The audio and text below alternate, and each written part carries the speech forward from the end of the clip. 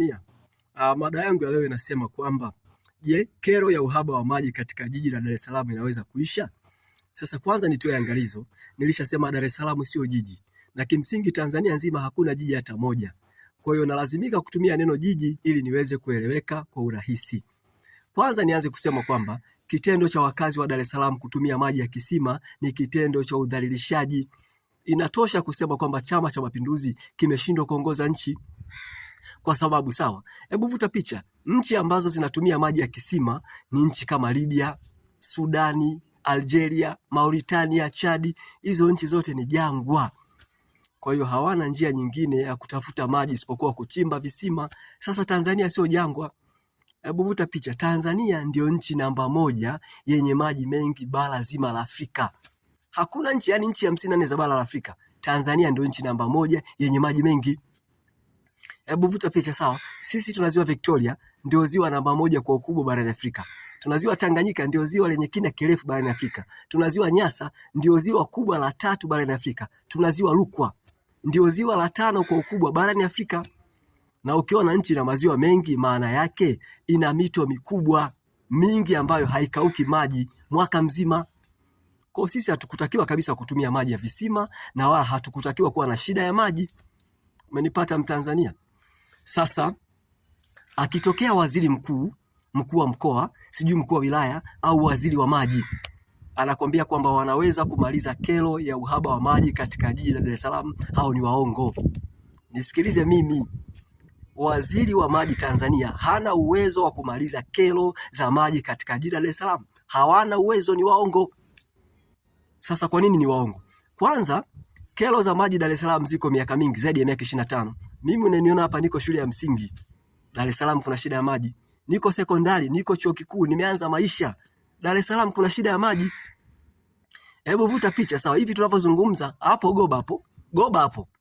Watu wamejenga nyumba nzuri, maskini ya Mungu. Nyumba nzuri, lakini hawana maji. Wananunua maji kwenye madumu. Yaani Goba mtu ana choo cha kuflash, lakini akijisaidia inabidi achukue maji kwenye ndoo, amwage ndio mavi yatembee. Umenielewa? Hana maji ndani. Umenielewa Mtanzania? Kwa hiyo hawa ni waongo. Sasa mimi nitakueleza kwa nini hawawezi kutatua kero za maji katika jiji la Dar es Salaam. Sababu ya kwanza, mabomba yanayotoa maji katika mto Ruvu kuleta Dar es Salaam kwanza ni madogo ukilinganisha na mahitaji ya maji katika jiji la Dar es Salaam. Pili, yale mabomba uwezo wake ni mdogo ukilinganisha na nature ya makazi katika jiji la Dar es Salaam. Sawa? Makazi mengi katika jiji la Dar es Salaam ni scattered. Yaani makazi yamesambaa kama mavi ya mbuzi. Kwa hiyo jiji la Dar es Salaam viongozi wameshindwa kusambaza maji kwa sababu jiji limesambaa. Hakuna mipango miji. Umenipate? Sababu ya tatu, mabomba mengi ya DAWASA. Sawa? Ya DAWASA mengi yamechakaa. Ndio maana utasikia kuna wakati maji hakuna, wanakuambia bomba la Ruvu chini limepasuka. Zunguka Dar es Salaam hapa usiku, maji inamwagika tu. Mabomba yamepasuka ovyo. Maji inamwagika ovyo ovyo. Umenipata Mtanzania? Sababu nyingine kwa nini hawawezi kumaliza kero ya maji ni kwamba tunasema Dar es Salaam ni spontaneous city. Yaani ni jiji ambalo limejengeka ovyo ovyo kinyume na mipango miji. Umenipata Mtanzania? Nikupe mfano, sawa? Angalia majiji yote mazuri duniani ambayo hayana uhaba wa maji. Jiji kama San Francisco Marekani, jiji kama Shanghai China, Tokyo Japani, jiji kama Barcelona Spain, majiji yale yamejengwa. Kuna utofauti kati ya jiji lililojengwa na jiji ambalo wakazi wanajenga wenyewe. Kwa Dar es Salaam ni jiji la hovyo, limejengwa kinyume na mipango miji. Umenipata? Hebu vuta picha sawa? 85% ya nyumba unazoziona katika jiji la Dar es Salaam ni vibanda, sio nyumba. Unashangaa. Nenda kasome ripoti za Wizara ya Nyumba na Maendeleo ya Makazi. Ripoti zenyewe za wizara ndio zinasema hivyo, kwamba 85% ya nyumba unazoziona Dar es Salaam ni vibanda. Sasa kibanda maana yake nini? Kwanza kibanda ni nyumba ambayo tunasema imejengwa bila engineer. Matofali yake hayana ubora. Sawa? Lakini pia ni nyumba ambazo zimejengwa kwa ajili ya kujistiri. Yaani mtu anahangaika tu angalau asipigwe na mvua, asipigwe na jua. Anajenga, anadunduliza, anaweka kimshahara, anajenga nyumba. Umenipata? Sasa wewe umejenga nyumba milioni 10, 15 au milioni 6. Hiyo ni nyumba. Si kibanda hicho. Umenipata Mtanzania? Ndio nyumba zetu, ndio vibanda tunavyoishi. Na ukitaka kujua Dar es Salaam imejaa vibanda, panda ndege nenda juu, alafu chungulia kwa chini hivi. utaona yani nyumba nyingi nyeusi, mabati yamechoka. Kwa nini? Kwa sababu nyumba nyingi katika mkoa wa Dar es Salaam ni vibanda na zimejengwa kwenye makazi yasiyo rasmi. Umenipata Mtanzania mwenzangu?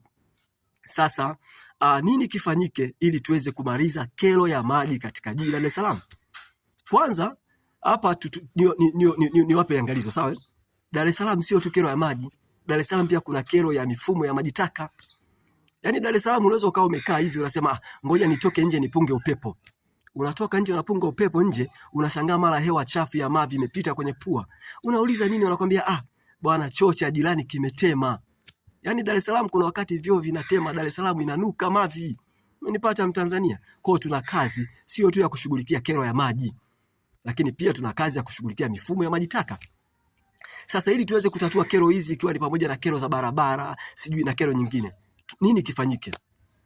Kwanza tunatakiwa kuwekeza kwenye ujenzi wa majiji ya kisasa.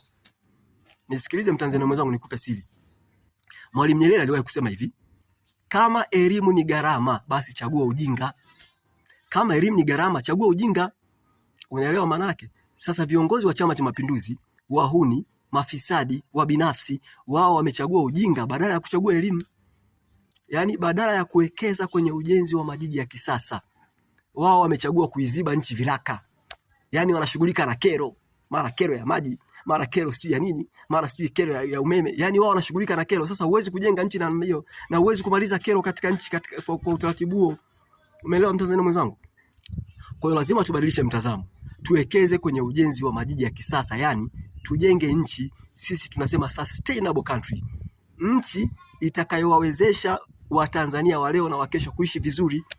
Nikupe mfano, nenda leo Ujerumani, sawa? Utakutana kuna nyumba zimejengwa miaka 300 iliyopita. Yaani nyumba imejengwa miaka 300 iliyopita, lakini mpaka leo ni nzuri. Na ndio maana Ujerumani sasa hivi hawajengi nyumba, wao wanakarabati nyumba. Sasa Dar es Salaam huwezi kukarabati, utakarabati vibanda. Wewe umewahi kuona kibanda kinakarabatiwa? Utumie pesa ukarabati kibanda jamani? Umenipata wa Tanzania? Kwa hiyo tuitazame Tanzania kama nchi, tunasema tuitazame Tanzania kama asset ya kudumu, permanent asset. Tuipende nchi yetu, tuwekeze, tujenge majiji ya kisasa Tanzania. Umenipata? Tukijenga majiji ya kisasa, tutamaliza kero ya maji, tutamaliza kero ya mifumo maji taka, tutamaliza kero za barabara na tutaijenga Tanzania mpya. Umenipata Mtanzania mwenzangu? Zaidi hapo ni uongo, watakuongopea. Umeelewa Mtanzania? Kwa mimi nihitimishe kwa kusema kwamba akitokea mtu hawa viongozi hawa maneno waongo kwamba eti watamaliza kero ya maji Dar es Salaam, ni waongo. Kwa mbinu zao wanazotumia, kwa tabia yao ya kukwepa majukumu, hawawezi kumaliza kero ya maji katika jiji la Dar es Salaam. Mungu ibariki Afrika, Mungu ibariki Tanzania. Tuonane kesho. Asanteni sana.